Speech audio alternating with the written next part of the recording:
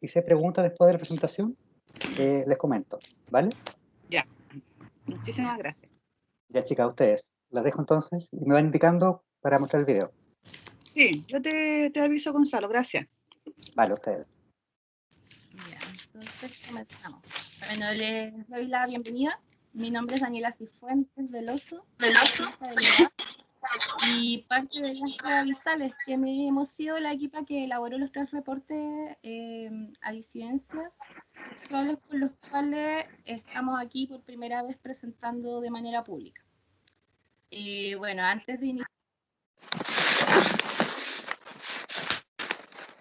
Espérate, Dani, no se te fue el audio, y si las demás personas pueden poner el silencio, ruido, por favor.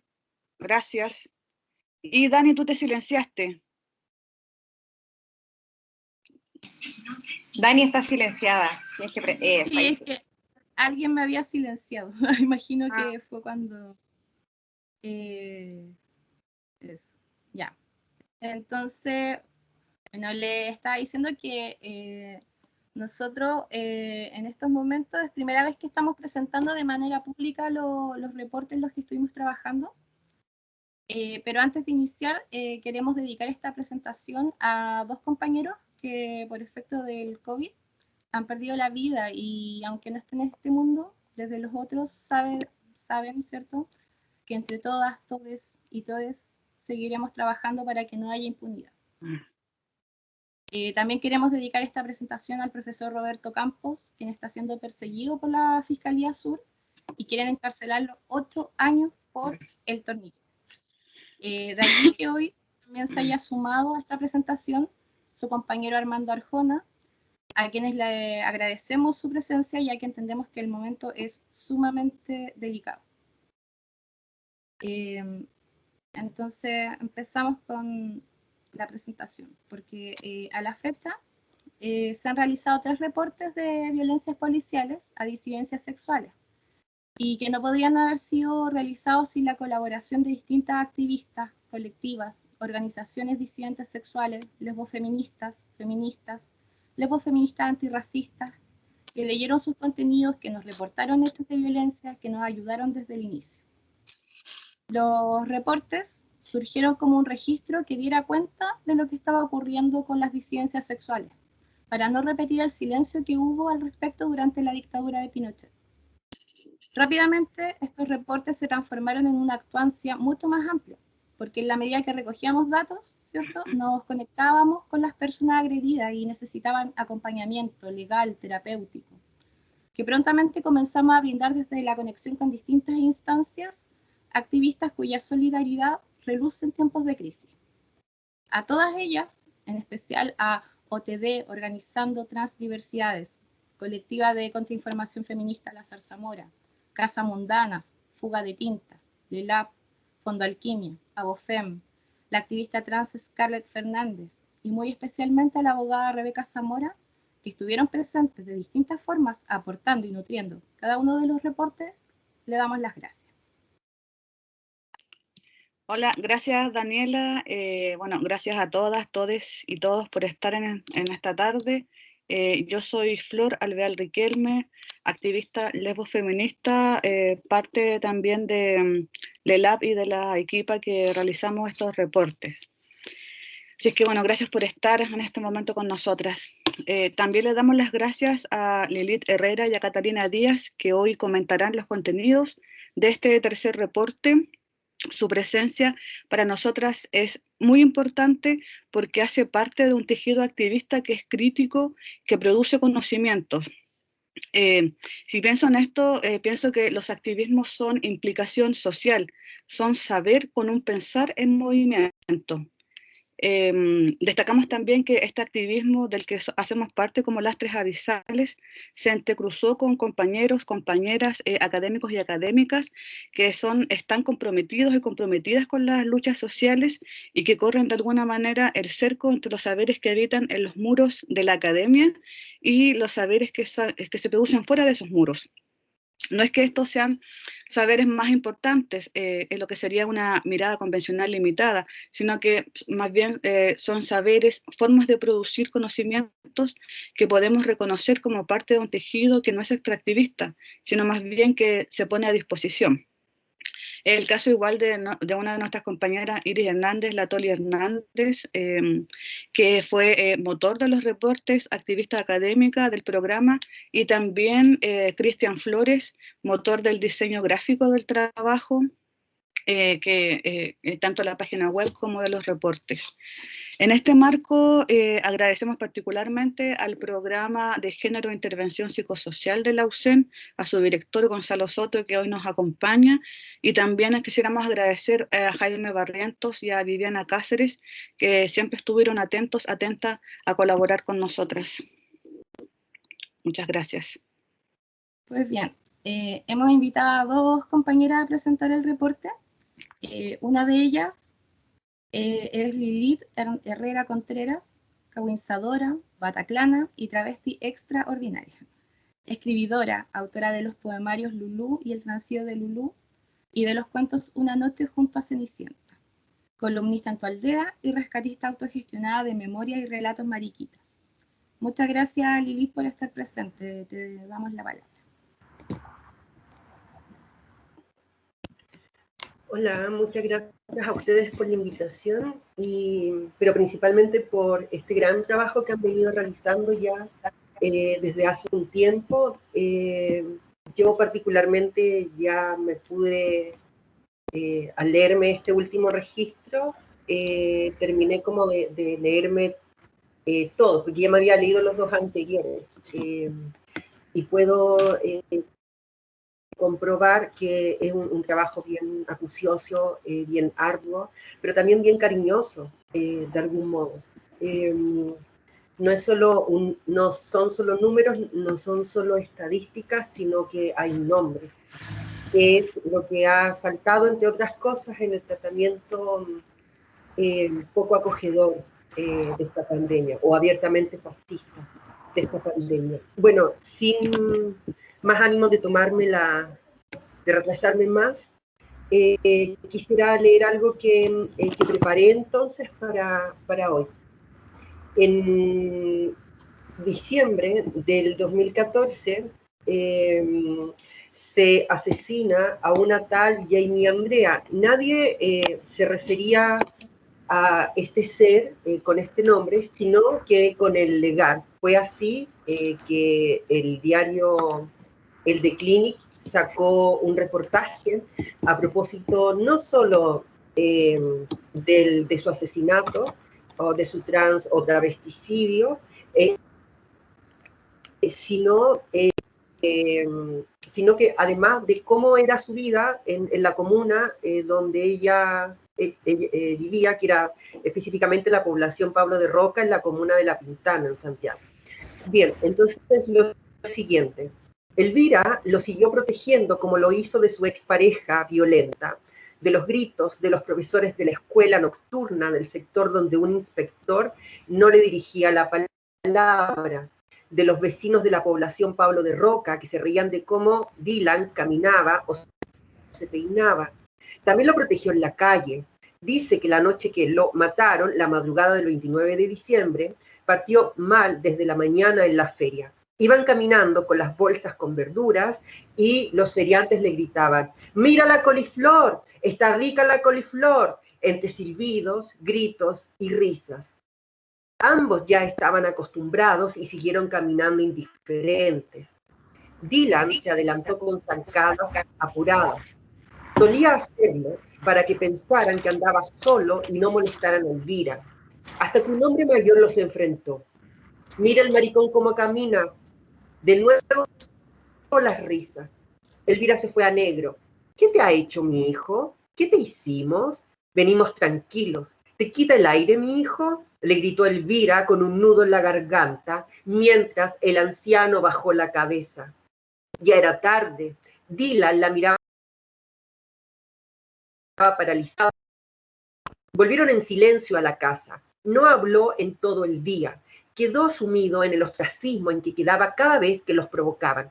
Los hostigaron diariamente desde que la familia llegó hace 5 años al conjunto habitacional Alto Prado.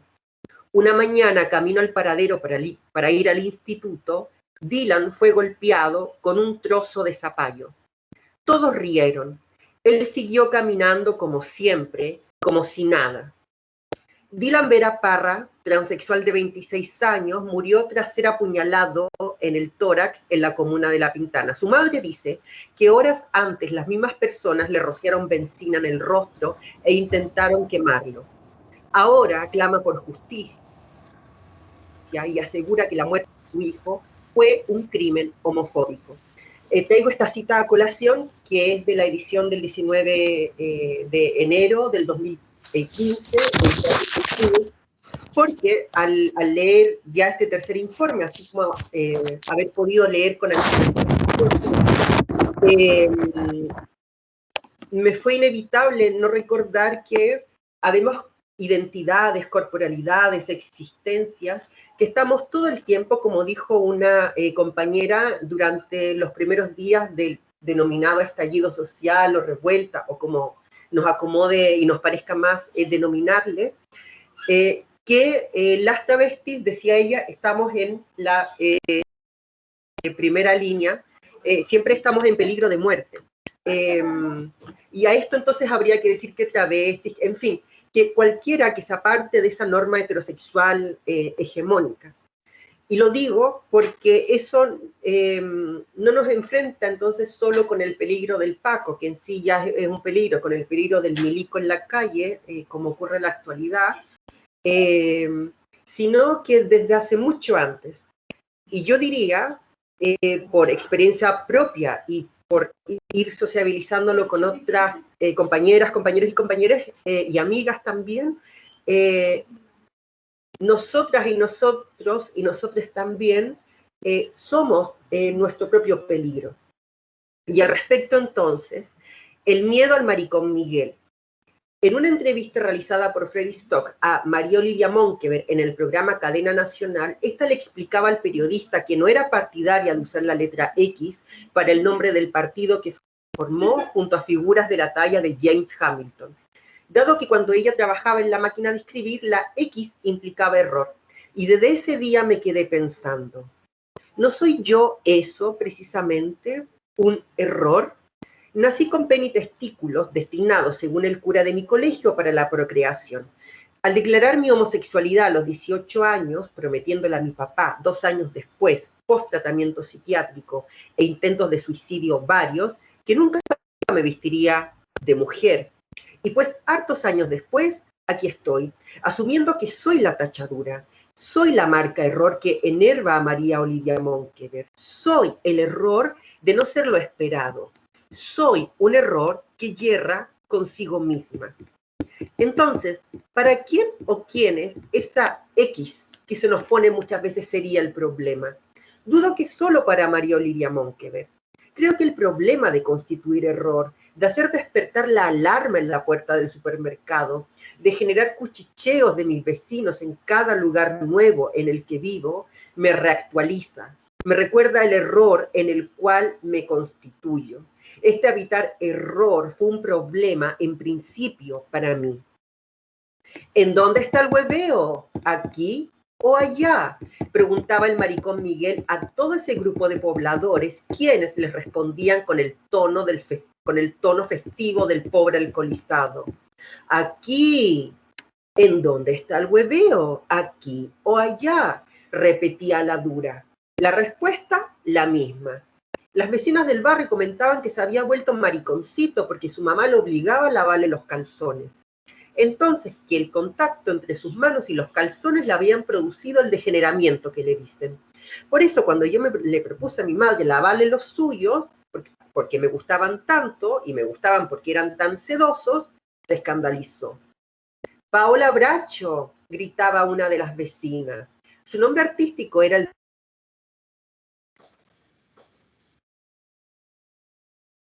de Paola, como cualquiera de los personajes de la trilogía de Thalía. María Mercedes, Marimar María la del barrio. Cuando al barrio llegaba el circo de las transformistas, con mis primos nos metíamos por debajo de la carpa. Allí conocí a la Yajaira, la Silvana, la loca de la cartera. Ellas eran como el maricón Miguel y brillaban.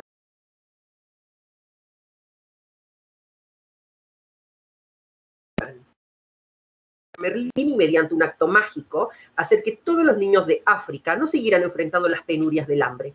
La toalla constituía mi cabello. Algunas faldas de mi mamá ayudaron para seguir creando el personaje. Debe ser terrible, ser así, decían mis tías. Y yo también lo pensaba, y también me lo creí.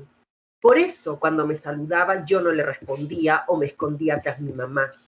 Se mostraba comprensiva la Paola, me sonreía y a mí me dolía su amabilidad. Me dolía mi deshonestidad, me dolía despreciarle, porque creo, sobre todo, me dolía despreciarme a mí misma. A los 14 ya no me escondía tras mi madre, pero cuando ese compañero de liceo se acercó a saludarme, hice todo lo posible por evitarle. Cuando el saludo era inevitable, me bajé antes de la micro, para que nadie me relacionara con él. Tenía las cejas ultra depiladas y maquillados ojos y labios.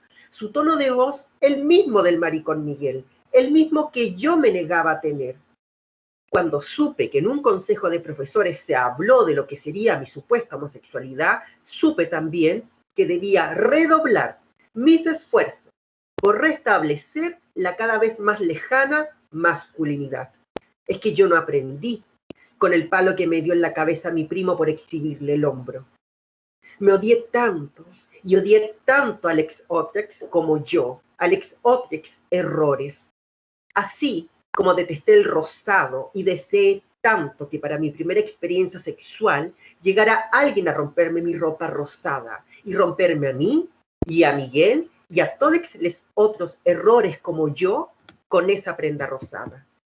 Morir un poco cada hora, cada día, morir y morirnos todos, morir, por favor, sin un maldito pasaje de retorno. Ese odio hacia mí misma por marcar error solo se encontraba refugio de quienes podían incluirme en su mundo para salvarme de la condena de vivir en la tachadura. Me esforcé por escapar de la tachadura, por huir del problema que representaba la X. ¿Cómo puede pronunciarse lo que no puede pronunciarse sin hacer un extraño sonido de expulsión, a menos que la X se vuelva J o una S o una G insulsas? Pero entonces ya no es X, lo cual no supera ni corrige el error. Realiza lo que muy bien sabe hacer, eso que le llaman patriarcado, poner un velo. Los errores eran tachados y con ellos condenados al olvido. El maricón Miguel se fue del barrio. Poco y nada se contó del romance que vivió con uno de mis primos, como tampoco de todos esos hombres que gozaban con el espectáculo de transformistas a las que manoseaban frente a sus cándidas esposas.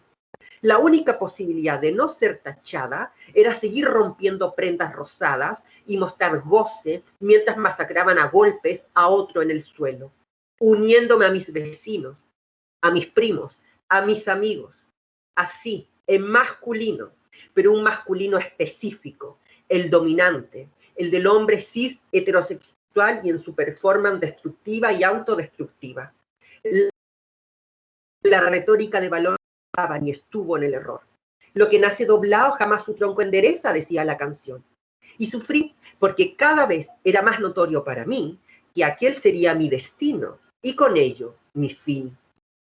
Necesité entonces, como muchos, de los brazos de la inclusión, siempre que me volviera ordenadita como ellos querían. Y vaya que lo fui, y vaya cuánto sufrí, pero por sobre todo, cuánto profundo dolor provoqué en Otrex, porque nadie me enseñó lo que muy amable mismo exige pensarse antes de que te piensen, me dijo a través de sus letras Claudia Rodríguez. Escucharía posteriormente que otros sean lo normal en voz de Suzy Shock. Una forma, pienso, de vivir en un modelo civilizatorio que se construyó sobre nuestra aniquilación y nos enseñó a odiarnos tanto para, tristemente, por sobre todo, desear autoaniquilarnos. Gracias.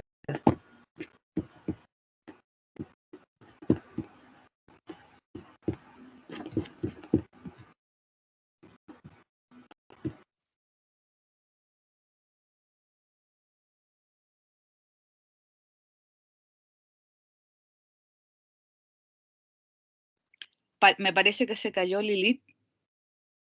Sí, cierto. Me dio la impresión, sí, que había dicho gracias al final. Sí, estoy acá, solo que desactivé el micrófono. Ah, ya, me asusté, Lilith. Ya. Bueno, muchas gracias, Lilith, por tus palabras. Me parece que son súper importantes, profundas y que nos interpelan y a su vez también explican la violencia que habita en los reportes. Así es que te agradecemos profundamente tus palabras. También me gustaría mencionar que los reportes son un ejercicio de memoria tan necesaria para que lo que ocurre hoy no vuelva a ocurrir. Mientras se fueron levantando, se movilizó una reflexión sobre verdad, justicia y reparación que se nutrió con conversatorios, diálogos, que nunca olvidaron que toda la violencia registrada ha existido siempre, porque desde la conquista que las disidencias al orden colonial, no solo las sexuales, fueron reprimidas. Con esto nos referimos a personas que por su sexualidad, color de piel, género, fueron desechadas por nuestra modernidad. De allí que queramos pensar en procesos de verdad, justicia y reparación más amplios que el 18 de octubre y que la pandemia, que ineludiblemente deben alcanzar a personas como el profesor Roberto Campos, que como dijimos está siendo perseguido por el sistema judicial. Entonces, esto es lo complejo, porque la verdad, la justicia y la reparación se producen colectivamente, siendo procesos largos que se ven intervenidos, porque las personas necesitan justicia ahora, y eso limita la crítica al sistema jurídico. A su vez, también nosotros creemos que, dado que como que de alguna forma nosotros lo hemos estado realizando, y esto o como que damos un paso, y esto lo podemos reflejar a través del mismo reporte y también de la generación de una página web, que ahora sí, Gonzalo, si pudieras compartir la pantalla. La página web, bueno, Reparación y Justicia. Ahí estamos, muchas gracias. Gonzalo, tiene diversas pestañas. En esta encontrarán los reportes, los 3 reportes que realizamos y también la compilación de todos los hechos de violencia. Esto está en la pestañita de verdad. Muchas gracias. También tenemos una pestañita que se llama Justicia. Solo voy a mencionar estas 2. Les dejamos el nombre de la página por si están interesadas para continuar y visitarla. En la pestañita de Justicia. Muchas gracias, Gonzalo. Acá encontraremos material pedagógico, animaciones, columnas que intentan movilizar reflexiones, entre otras. De aquí les compartimos solo una de las animaciones que produjimos, que trató de respetar un formato amable de animaciones, pensando casi como que fuese para niñas y niños, para que este debate llegue a todas, todes y todos, y siembre la semilla para continuar un debate desde el lugar que promocionamos y que se vincula a la reparación de la memoria histórica. Gonzalo, si pudieras poner la cápsula, por favor.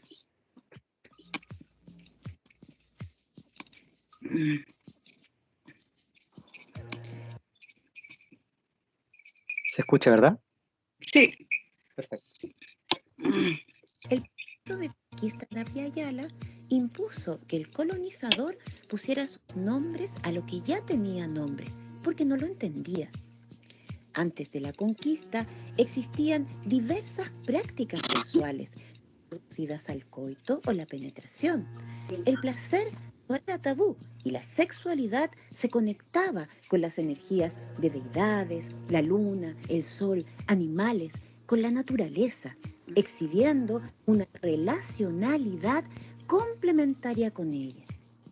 La opresión colonialista occidental inferiorizó estas prácticas, nombrándolas con términos que las castigaban. Esta práctica opresiva apuntó lo sexual para fragmentar y reprimir. Aún más, el conquistador asoció el color de la piel a la sexualidad para convertir a los habitantes originarios en sujetos inferiores, no humanos. Eran naturales y por eso debían ser civilizados. Apuntar solo lo sexual fragmenta prácticas relacionadas con la naturaleza. Para el conquistador, esta solo era objeto de explotación. Entonces, convertir a los habitantes originarios en seres naturales les transforma en seres explotables. Esto ha permitido que las jerarquías colonialistas, capitalistas, patriarcalistas sobrevivan hasta hoy, expresadas como racismo, machismo, lesbo, trans, homofobia.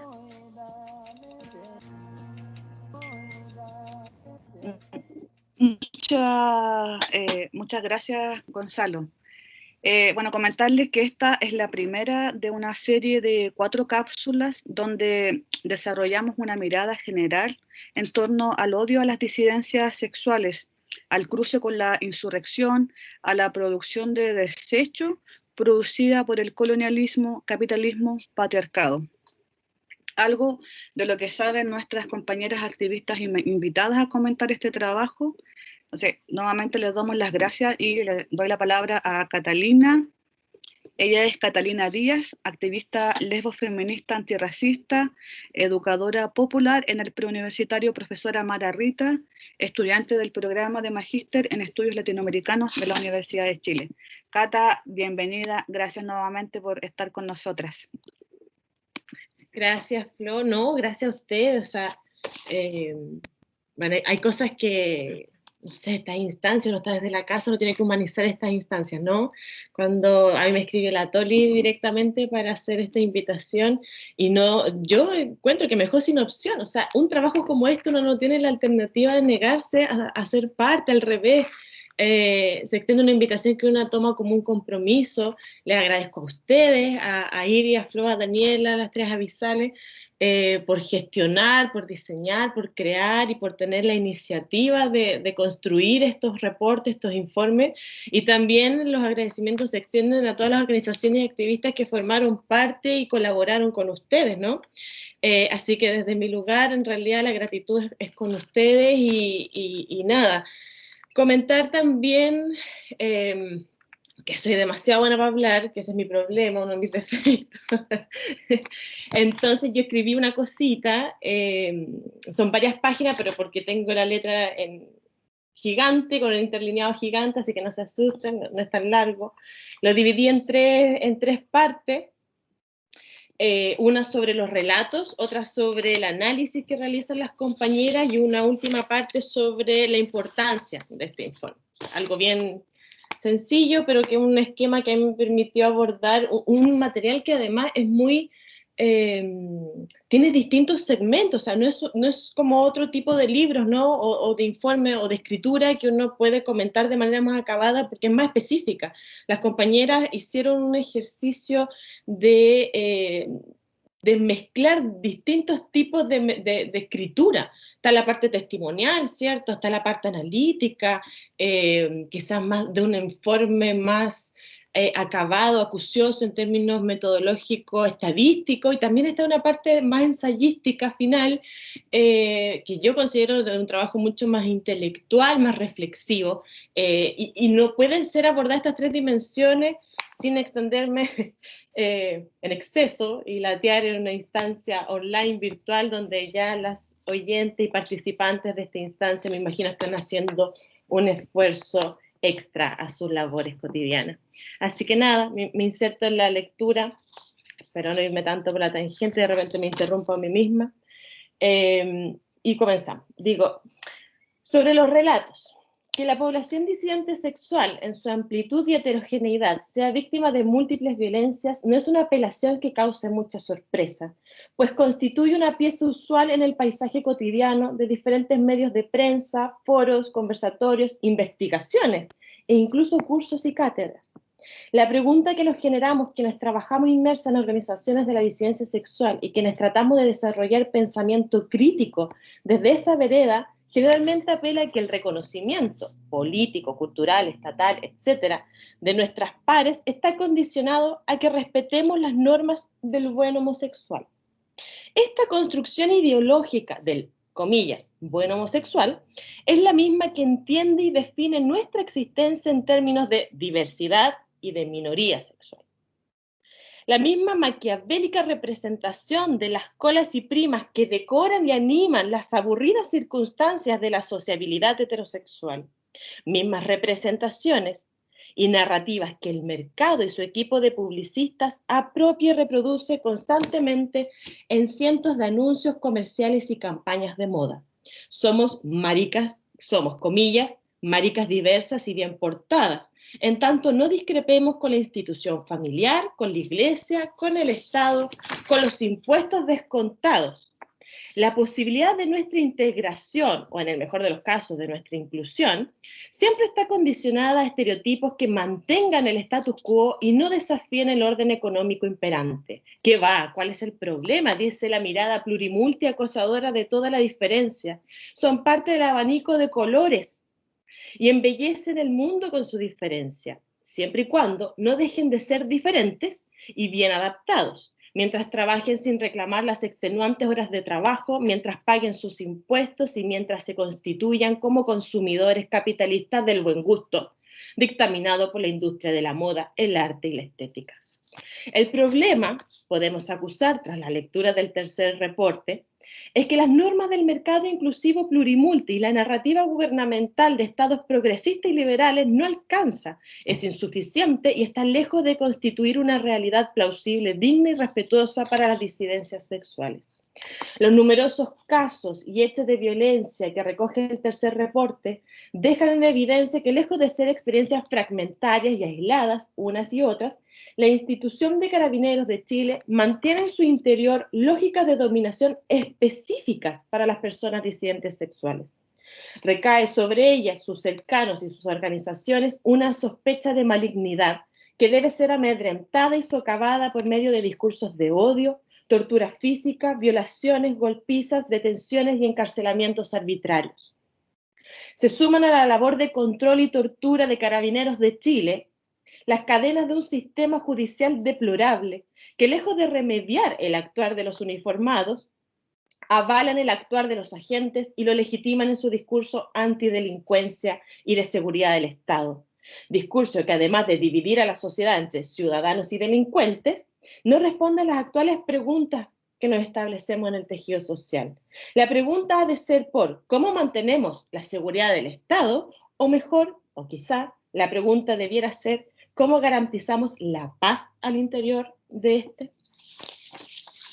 Por último, en esta trama de poder hay que señalar al principal responsable de la empresa de tortura y represión, el gobierno Sebastián Piñera Echenique y su gabinete de ministros, que no solo han dictaminado la primera orden de represión y tortura, sino que además han sido capaces de justificar y avalar la violencia de sus agentes por medio de declaraciones que a lo menos podemos calificar de macabras por el clima de desprotección y militarización que expanden. Sobre las personas que han sido víctimas de estos casos y hechos de violencia, cabe señalar al menos 3 cuestiones de suma relevancia. La primera es que las detenciones y episodios de violencia ocurren en tanto se demuestra un desajuste con la normatividad heterosexual. Algo en su vestir, en su pelo, sus atuendos, sus accesorios. El reporte señala ahí el uso de portar la bandera de los colores, carteles, cintillos, etc.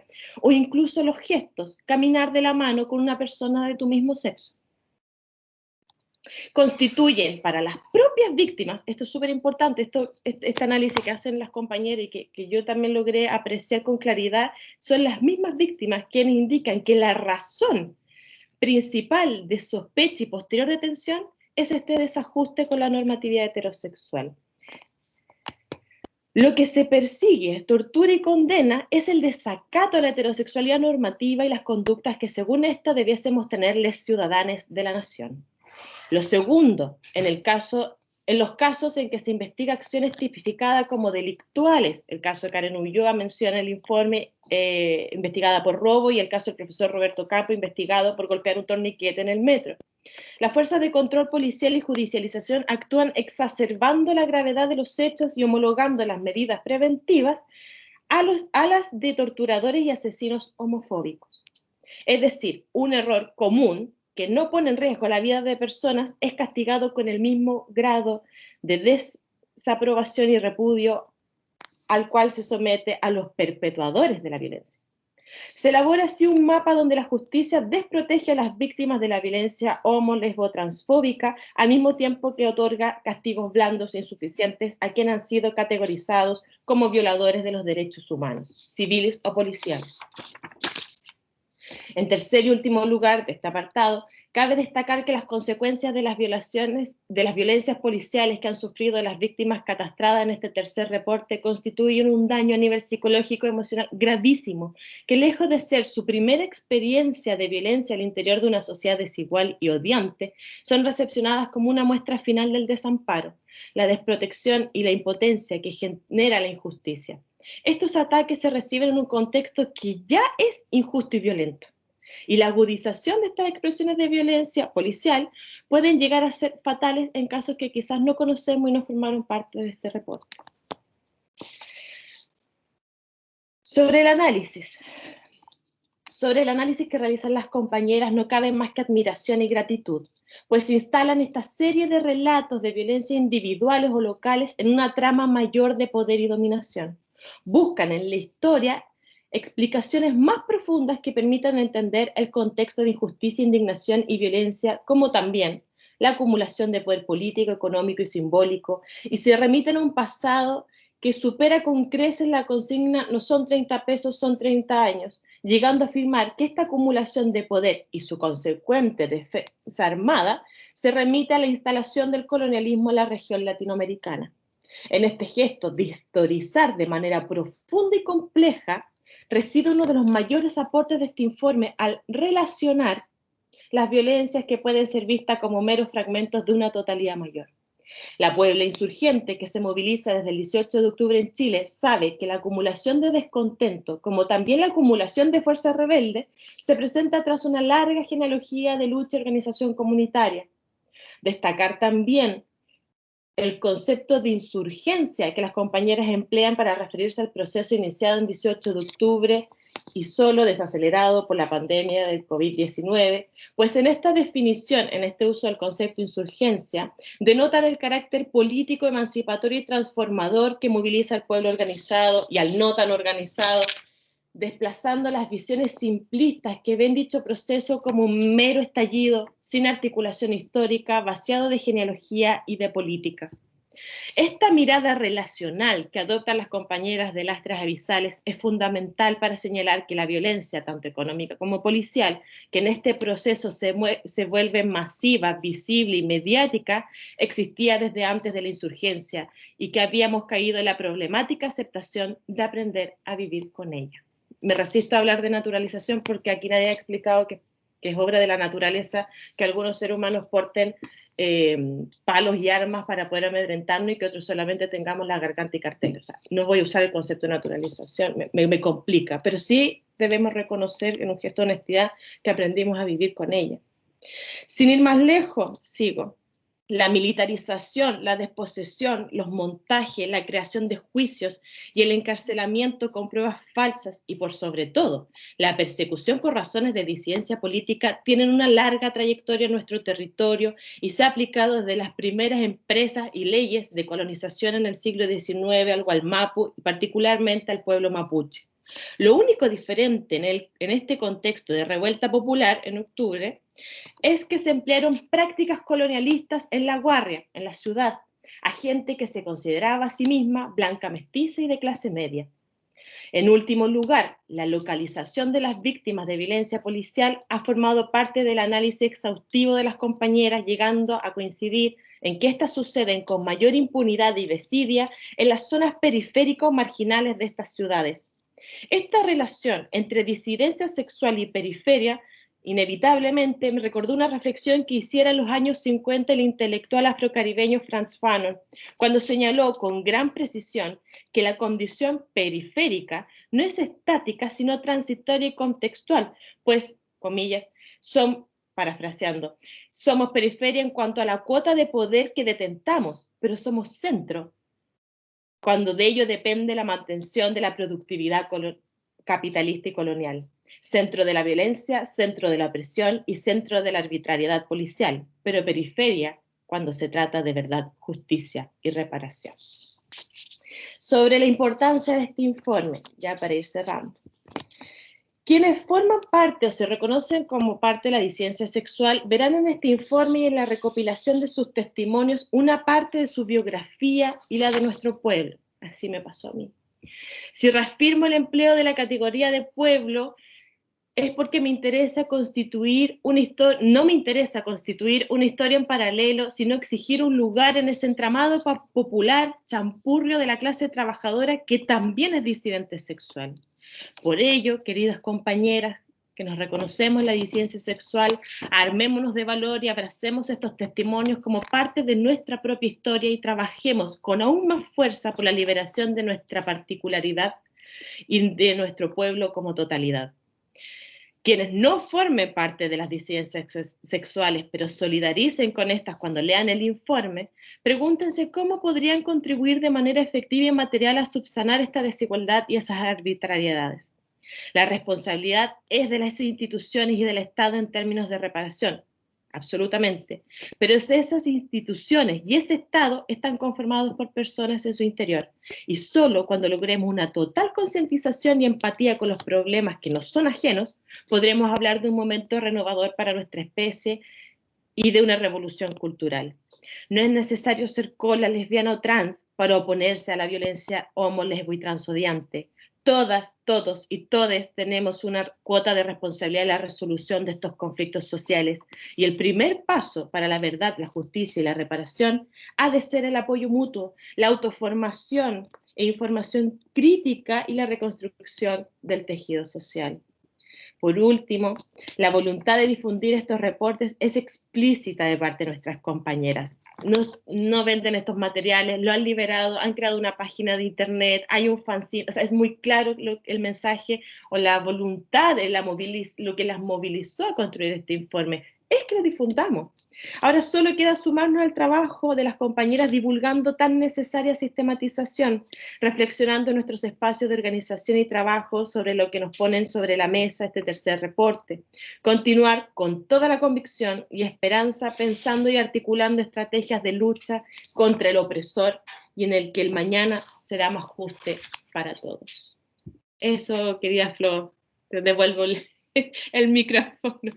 Pero no haberme pasado mucho en el tiempo y de nuevo muchas gracias por el trabajo realizado que yo la fui siguiendo en realidad por las redes sociales que ahí nos tenemos todas, como desde muy temprano iniciada la revuelta ustedes tuvieron esta iniciativa, que nadie se las pidió, que nadie se las exigió, pero que finalmente nos vuelve beneficiarias a todas. Entonces la gratitud es muy grande, se ve el trabajo, se ve la rigurosidad, se ve la calidad, se ven todas estas herramientas que ustedes han adquirido con el paso de los años, esta sabiduría, la sabiduría de la escritura, que es algo que no tenemos por qué manejar todas, también no es obligación, esa puesta en disposición es tremendamente agradecida, al menos desde este pequeño rincón del mundo. Así que eso. Muchas gracias, Catalina. Y gracias por la tan acuciosa lectura, de verdad. Se nota que ahí hubo harto trabajo también de leer, releer, ¿cierto? Y también lo doloroso que es el trabajo, porque no es tampoco una lectura... Bueno, se entiende, ¿cierto? Sí, no es para nada fácil leer el informe, ¿no? Pero es necesario, hay que distinguir. Claro. Gracias, Dani. Bueno, y retomando también lo que primero mostraba Flor, cuando Flor estaba mostrando la página web, y también lo que señaló Catalina, efectivamente en la página web van a encontrar todo lo que hemos venido poniendo en juego. De hecho, la página web en el fondo surge como una semilla que esperamos continuar, ampliar y también mejorar con el tiempo. Por las más de 80 personas violentadas por fuerzas policiales y que no nos cabe duda, son muchas más. De hecho, basta mencionar con que en el reporte no incluimos todos los hechos, ya que, por ejemplo, algunos acompañamientos terapéuticos solicitaron el anonimato, entonces se respeta y no podían ser incluidos. Y esto también es parte de las importancias que no se ven, que se transformaron en muchos tentáculos, en una red que ha producido conocimientos y apoyos tan concretos como los que señalamos y como el que significa que una compañera lesbiana, Karen Ulloa, que también la mencionó, ¿cierto, Catalina?, estuvo detenida en la cárcel del Manzano y ella presentó una demanda a la PDI y a quienes resulten responsables por su encarcelamiento, lo que ya fue admitido por el tribunal. Y esto ocurre gracias al tejido que se levantó con distintas colectivas y organizaciones lesbofeministas. Tierra y Territorio, La Zarzamora, Familia y Familia, Las Gravisales, LELAP, Red Lesbofeminista, Casamundanas, Visibles, Rompiendo el Silencio. Y esto sin duda es esperanzador para las disidencias, para desmontar el carácter de odio, tanto en los discursos como en las prácticas que afectaron todas las detenciones y que nos informan de un país que aún violenta, vulnera derechos a las personas por su orientación sexual e identidad de género. Y cómo no, pues sí, como ya hemos señalado, lo que ocurre con el profesor Roberto Campos. Y para profundizar en ello, para fortalecer el tejido, es que su compañero Armando Arjona se ha sumado a esta mesa. Armando, sabemos que el momento es sumamente delicado y por ello te damos las gracias profundas por estar con nosotras y nuestro compromiso de estar en todo lo que necesiten. Así que te damos la palabra, Armando. Bien, no sé si me escuchan bien. ¿Se escucha? Sí. Ya, Sí. bacán. Bueno, primero muchas gracias por la invitación. La verdad es que este suceso fue a partir de que salió en los medios de comunicación de esta solicitud que ha hecho la Fiscalía de 8 años de prisión para Roberto, y esta información nosotros ya la teníamos por parte del abogado, ¿no? Que nos había avisado, le había avisado a Roberto específicamente y después lo comentamos entre los dos cuál iba a ser la situación, pero no conocíamos como la dimensión de los 8 años. Sabía que ya se tenía que llegar a un proceso, que tenía que terminar ya la carpeta investigativa, pero en el momento en que sale en los medios de comunicación, tuvimos como un arranque de desesperación porque son 8 años de prisión, siendo que ya estuvo en una cárcel de máxima seguridad, que estuvo 2 meses.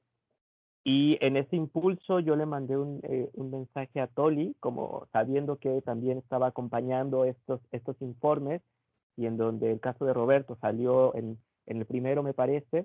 Entonces le mandé el link de la noticia y ella fue la que me dijo, ¿quieres participar el día martes? Y dije, obvio, sí, claro, porque justamente corresponde a estas redes. Y en ese sentido agradecer el espacio y también agradecer también a las otras organizaciones que lograron también la visibilidad que tiene ahora el caso de Roberto y también otros casos, ¿no? Como puede ser también la Coordinadora 18 de Octubre, por ejemplo, Londres 38, la organización Nido también, Nido 21, Casa Cabañas, como un montón de organizaciones que han estado visibilizando estas violaciones a derechos humanos en términos de el uso político que se le da a la persecución penal.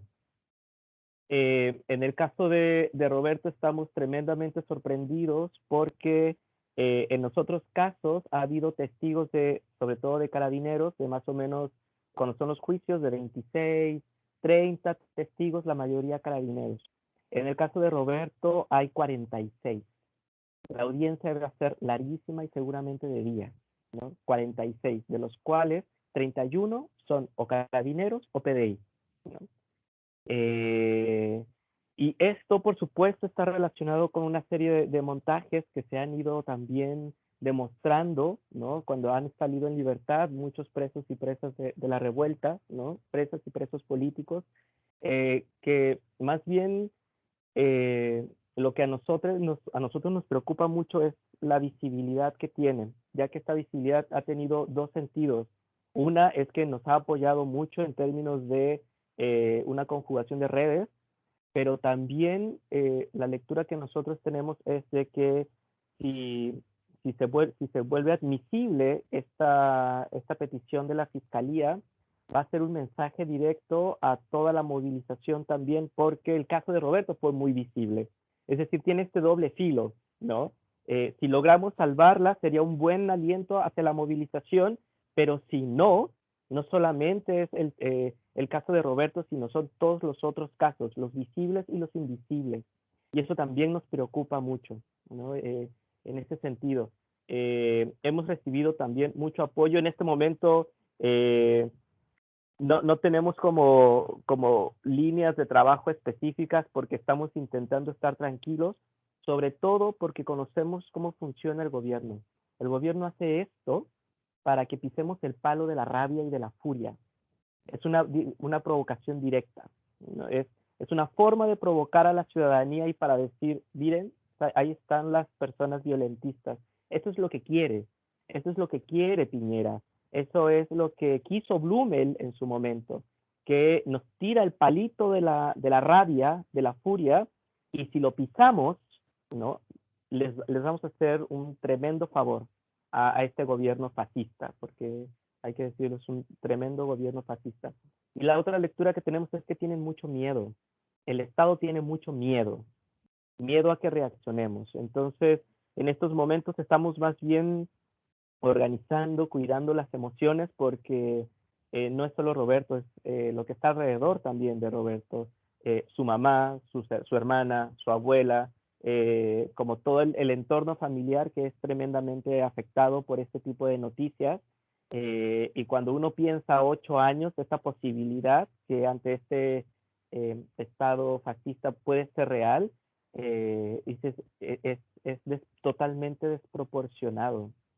No cabe en la cabeza. Entonces, ahora estamos justamente intentando tener la calma. La audiencia, o el juicio más bien, porque ya es juicio, es el 11 de mayo. Y seguramente el 11 de mayo va a empezar, porque son 46 testigos que tienen que hablar, todos y todas, ¿no? Y en donde, insisto, 31 de estos son carabineros o de la PDI.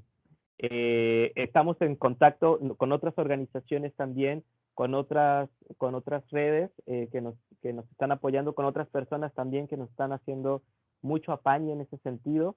Y de momento es lo que podría compartir en términos de la situación, ¿no? Estamos intentando mantener la calma, no caer en este palito de la furia, ¿no? Que nos avienta el Estado, que nos avienta Piñera, que nos avienta Gali, y que no solamente es hacia la movilización, ha sido también hacia las personas migrantes, hacia las disidencias en términos de respeto a sus derechos, etcétera, ¿no? Y es preocupante. Estamos viviendo como país una situación supremamente grave que se transversaliza con lo del COVID, que esto le da un poder político a Piñera. El COVID es un tipo de control político a toda esta crisis social y de derechos humanos que está viviendo el país. Entonces, agradecer también la invitación y agradecer también a las otras redes que nos han estado apoyando en ese sentido. Eso. Muchas gracias, Armando. Gracias también a ti por sumarte tan rápidamente a participar del lanzamiento de este tercer reporte. Y como tú dices, es importante decir que, claro, somos red, somos tejido, y que escuchar no es ser pasivo, sino que más bien de compromiso. Por eso nos gustaría convocar a todas, todos y todes, para que difundamos, nos manifestemos, nos comprometamos con acciones que se emprendan para que no haya admisión de esta indicación de la Fiscalía. Y como no pisar el palito, también estaba tomando nota de lo que tú estabas diciendo recién, porque somos red y a eso apostamos, a eso las invitamos también para que podamos continuar. Eso, muchas gracias. Gracias. Muchas gracias, Armando. Retomando un poco y también pensando en lo que había comentado Daniela en relación a nuestro país, ¿cierto?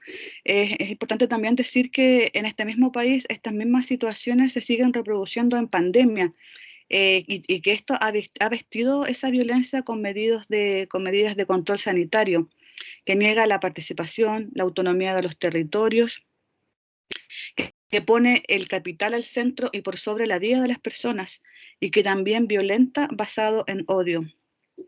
Esto que estamos viviendo es una llamada a no normalizar los toques de queda, a reforzar los tejidos sociales, a colaborarnos. En esa colaboración estamos todas y todes, porque como hemos dicho, a partir de la situación que afecta a Roberto Campos, les invitamos a seguir denunciando la violencia. Para ello también nos pueden contactar a través de nuestra página, ¿cierto? reparacionyjusticia.cl. Dicho esto, damos las gracias a todas, todes quienes participaron de distintas formas, en distintas instancias y en distintos momentos. También a nuestras comentaristas por sus profundas palabras que tomamos, a Armando, a las colectivas activistas, a la UCEN, al programa del Magíster, a los medios alternativos, Radio Humedales, Fuga de Tinta, a la colectiva Zarzamora, LELAP, las Travisales, a la OTD, a la Asamblea Popular Autoconvocada de Pucón, APAC, también a la Gladys Busto, que siempre ha estado atenta a colaborarnos, a Fondo Alquimia, a Vivian Dran, que nutrió el trabajo con fotografías, a Editorial FEA, que diagramó el registro fanzine de los hechos de violencia, pero sobre todo quisiéramos agradecer a todas las personas violentadas cuyas luchas nutren nuestra resistencia para reexistir. Y obviamente también quisiéramos agradecer a todas las personas que se dieron el tiempo de estar con nosotras el día de hoy. Y bueno, nuevamente agradecer a Lilith y a la Cata por la lectura, ¿cierto?, del reporte y por su participación el día de hoy. Muchísimas gracias a todas por estar, a todas, todos y todes por estar hoy con nosotras. No sé si alguien quisiese hacer algún comentario. ¿La Mirna tiene cara de querer decir algo?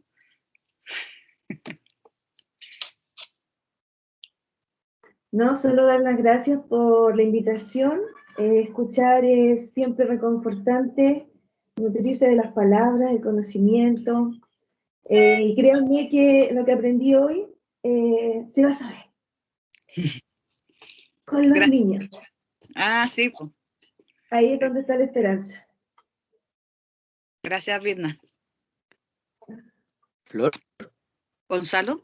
Desde el chat, bueno, están agradeciendo, muchas gracias a la compañera, excelente, desde Coronel se les saluda, muchas gracias a Daniela, a Catalina y a Lilith por las palabras, por los mensajes, por la preciosidad de las frases también de ambas, muchas gracias por el tremendo trabajo que han realizado, felicitaciones, plantea Angelina, así que un poco están aquí dando también a conocer su impresión respecto de lo que se ha realizado el día de hoy. Sí, muchas gracias a Nora Rubio, que de Coronel nos está viendo también. Es mi maestra de la vida.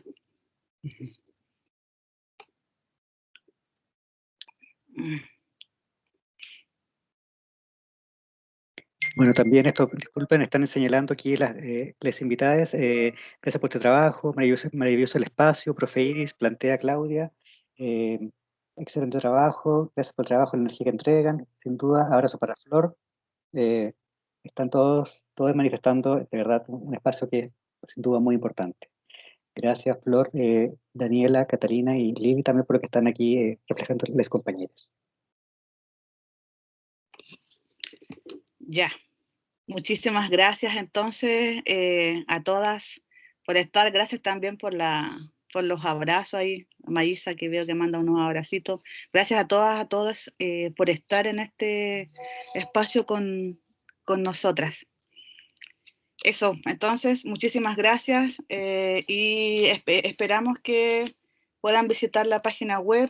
También les comento que, bueno, este es el formato del registro fanzine que haremos llegar a las instituciones, organizaciones y colectivas.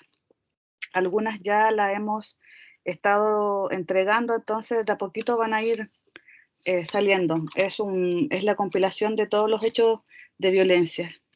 Y los reportes se encuentran en la página web y mayor información también nos pueden escribir ahí. Eso, muchísimas gracias. Que estén muy bien. Abrazo a todas, compañeras, compañeros y compañeros. Muchas gracias. Chao. Chao. Muy Gracias. bien. Cariños, gracias. Gracias. Grande las Travisales. Gracias, Cata. Hola, Berito. Chao, Berito. Cata, Lilith,